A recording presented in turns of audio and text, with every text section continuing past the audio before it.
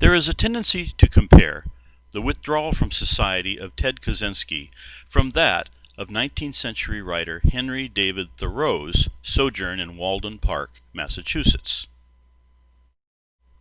Like Thoreau, Kaczynski intended to live off the land in self-sufficiency, isolating himself and learning survival skills such as tracking game, edible plant identification, and organic farming.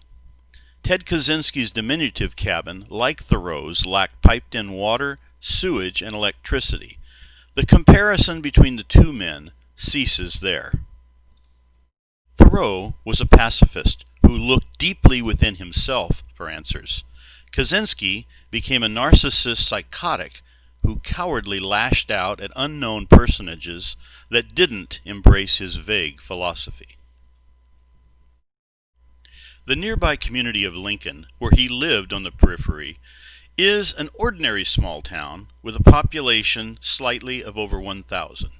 It is wedged between Missoula, 78 miles away, Great Falls, 86 miles away, and Helena, 56 miles away. It features grocery stores, taverns, a post office, gift shops, hotels, and a public library that he habitually visited on bicycle rides into town. The adjacent streams, mountains, forests, and accompanying vegetation are extraordinary sights during the fair weather months. The climate is severe during inclement weather. A local outdoor historical society museum displays numerous examples of rustically constructed structures that have coexisted with the terrain since the region's earliest settlement. Kaczynski's austere lifestyle was not particularly noteworthy. His manner of eccentricities can be observed even today amongst local fringe characters. Even amidst the geographical isolation, most locals do not choose to live as he did, an observation he classified as character weakness. He opted for his lifestyle, and they chose theirs. They are not wrong for their selection any more than he was just for his. Examining the chronology of his life, he never fit in there, or anywhere.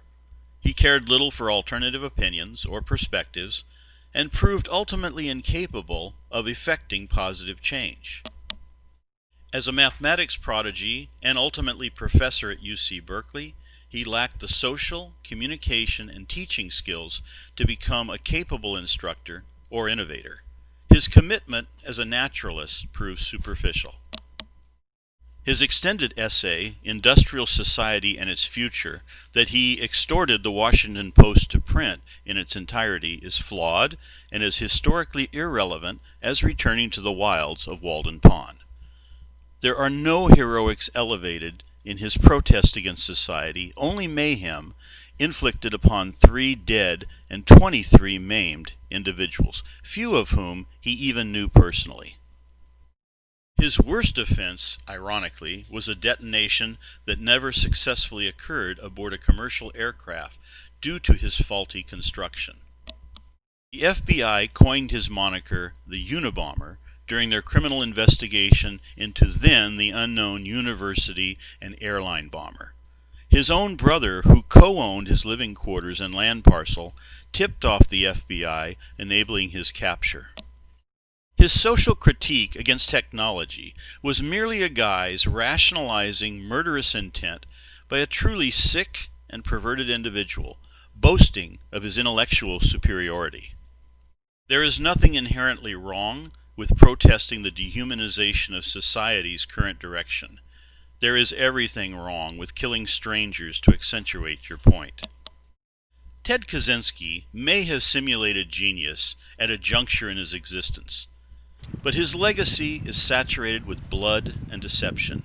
He will die alone and nearly forgotten in a federal penitentiary, just as the community of Lincoln will continue to exist on its own terms with absolutely no nostalgia towards its most infamous former resident.